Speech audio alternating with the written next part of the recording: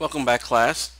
We'll now begin a discussion of social relations, looking specifically at antisocial relations, how antisocial behavior happens. We'll be focusing on prejudice as well as aggression, but the focus today will be on prejudice. We'll be examining prevalence of prejudice, automatic prejudice, the social influences, such as social inequalities, in-group bias, emotions in prejudice, scapegoat theory, and then cognitive roots of prejudice, forming categories, memory of vivid cases, and just world fallacy.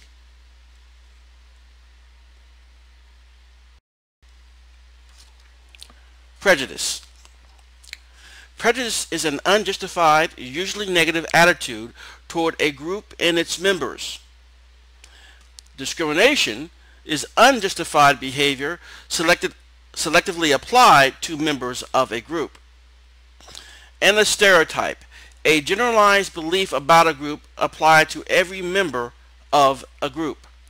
These are the components of prejudice.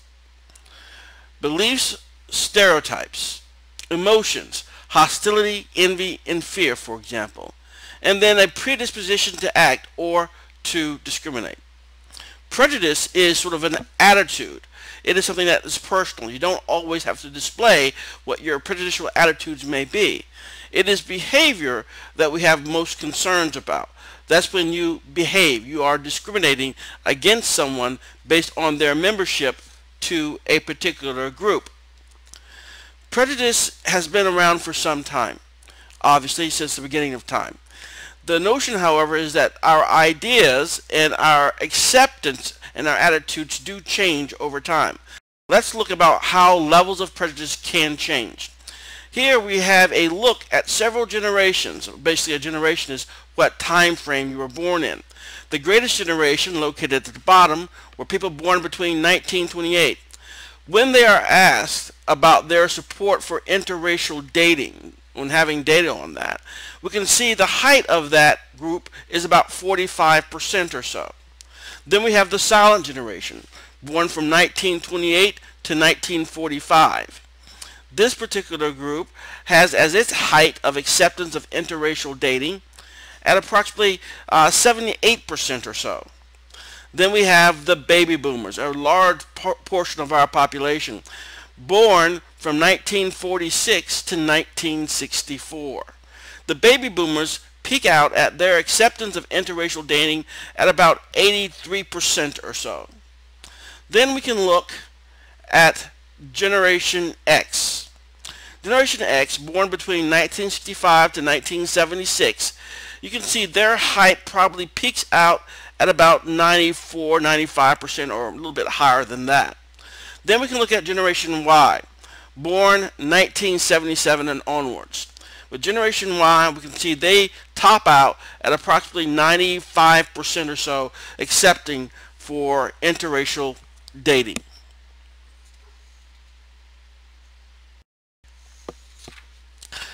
Even though some prejudicial attitudes have changed, have lessened over the decades, prejudice still remains. Attitudes about gay marriage have not come as far as attitudes about interracial marriage. Increased prejudice toward all Muslims and Arabs after 9/11 has still not subsided much. Women are still judged and treated unfairly. Automatic, subtle, and institutional prejudice still occurs even when people state that they have no prejudice in principle, but may have unconscious prejudiced reactions. Automatic prejudice.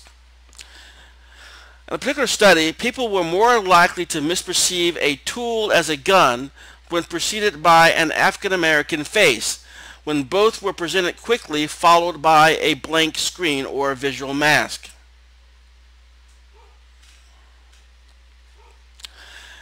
If you go to https implicitharvard.edu implicit, which I'll provide a link for you, this will take you to an online research where you can participate in as a guest or truly participate in the study, where you can show you some of your attitudes that may be somewhat prejudicial that you may not even be aware of.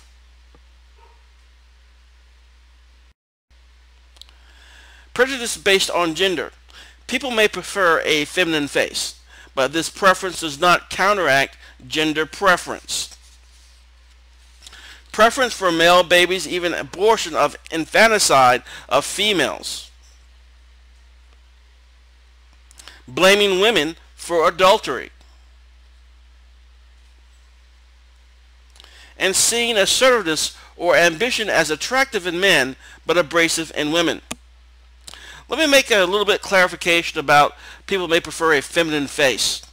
Although people, including most women, express a preference for a face with feminine features, this preferential feeling doesn't translate into preferential treatment or respect for girls and women.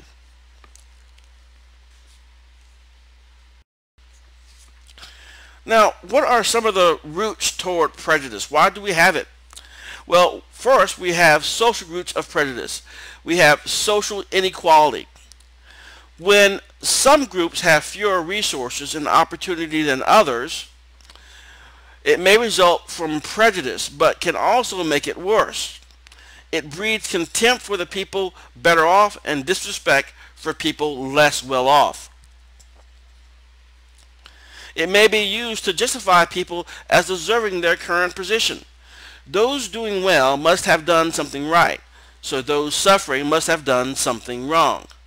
This is the just world fallacy.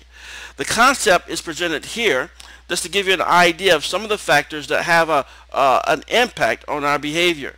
If we believe someone is in a poor situation because of they did not do something right or have done something wrong, it kind of justifies our reaction to it.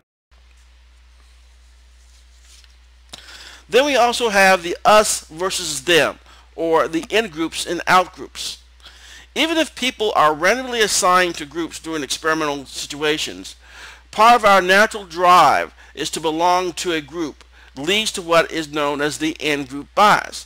That means we favor the group that we belong to, misjudging other groups and quickly categorizing strangers with me or against me. So basically what it comes down to, in-group, the group that you belong to, will be seen as more favorable, more intelligent, more likable, more open-minded, whereas those who are representative of the out-group will be seen as less intelligent, less open-minded, and so on. Even when we manage these groups by some sort of arbitrary means, we still will identify with the group that we belong to and see them in some fashion as inferior, as superior to the out-groups, and the out-groups being inferior.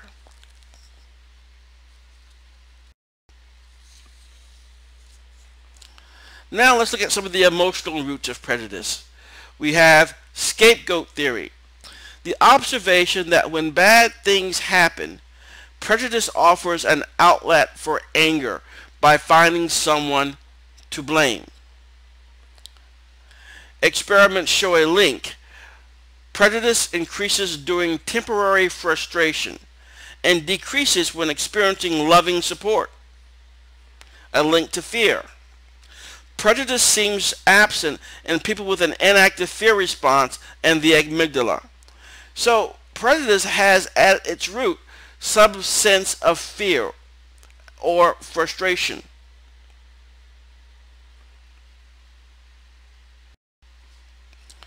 So let's look at some of the cognitive roots to prejudice. We have forming categories, or the other race effect, the power of vivid cases, or the availability heuristic ignores statistics. In the just world belief, people must deserve what they get, fed by hindsight bias and cognitive dissonance. So let's look at the other race effect. We also are hypersensitive to differences, seeing mixed race faces as belonging to the other group. So which faces are 80% Chinese and 20% Caucasian, or 60% Chinese and 40% Caucasian? Caucasians would say 80% Chinese and 20% Caucasian for this individual, and 60% Chinese and 40% Caucasian for that individual. The reality is here that you have 80% Chinese to 20% Caucasian for this one and 60-40 for the other. So basically the other race effect is this. We tend to see uniformity in the appearance of other groups and may assume other similarities such as traits. So you may have heard of the expression, they all look alike. The basic premise behind that is, based on the other race effect and the way our minds work, we tend to see uniformity in the appearance of other groups. And along with that, we also believe they share similar traits. These presumed similarities are the things that are the basis and forms of stereotypes.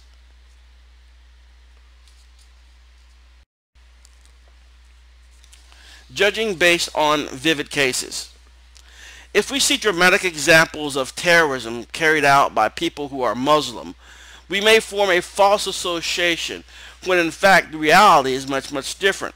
You can see the followers of Islam, and then you can see terrorism, and you can see the intersection of the two, which is very small compared to the followers of Islam. So the stereotype Muslim equal terrorist sticks in some people's minds, even though the vast majority of Muslims do not fit this stereotype.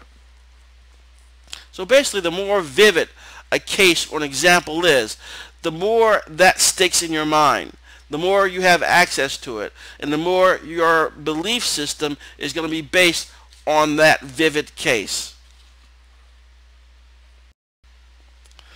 And then some other ones dealing with the belief that the world is just.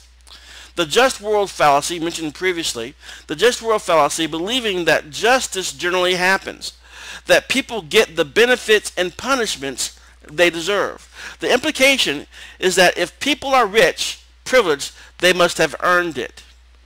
So, if people are poor, outcasts, they must not deserve better. Believing this and believing that justice happens leads to blaming the victims.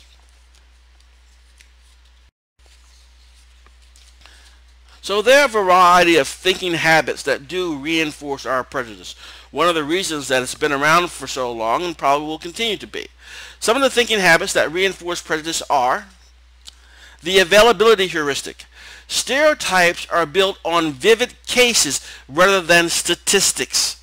The truth may be in the statistics, but what we have access to in our mind is going to be the vivid cases. These stereotypes are built on these vivid cases and not the numbers. Confirmation bias. We are not likely to look for counterexamples to our stereotypes. So when we see somebody behave in a stereotypical manner, we have confirmation bias. Oh, I knew it all along would be a quote that somebody may make, a statement they may make when they see somebody behaving in a stereotypical manner for that particular group. However, all the cases of which they did not behave in that stereotypical manner, you do not make note of those. They have sort of been lost to your memory files. So hindsight bias. They should have known better. Blames the victims for their misfortunes. You can always look back after you know the facts that it occurred, and you can sort of associate they should have known better. Again, this also supports the blaming of the victim, along with this just world fallacy that we just talked about. And then we have cognitive dissonance, our old friend that we talked about previously. My culture and my family treats minorities this way. Can we be wrong? So the idea here is this. If a particular group is being treated a certain way by your culture or your society, you may not be able to change that culture or that society's behaviors. So in order to lessen the distance that may result from you who may have a certain attitude that is not aligned with that, you may tend to adjust your attitudes to be aligned with what your society and what your culture does to this particular group of minorities.